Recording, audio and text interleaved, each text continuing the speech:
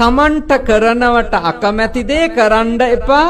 තමන්ට කියනවට අකමැති දේ කියන්න එපා. තමන් ගැන හිතනවට අකමැති විදියට තමන් අනුන් ගැන හිතන්න එපා. හැබැයි අන්ධයෝ වගේ ඉන්න එපා. මම එහෙම කරන්නේ නැති නිසා මටත් එහෙම කරන එකක් නැත කියලා. එහෙම අන්ධයෝ වෙන්න එපා. මොකද මේ රහතන් වහන්සේලා ඉන්න සමාජයක් නෙමෙයි. මේ ඉන්නේ තරහ යන, ආසාවල් තියෙන, ඊර්ෂ්‍යා හිතෙන, කපටි සිතුවිලි පහළ වෙන, වංචා කරන්න හිතෙන සිතුවිලි තියෙන මිනිස්සු ඉන්න සමාජයකනේ අපි ඉන්නේ.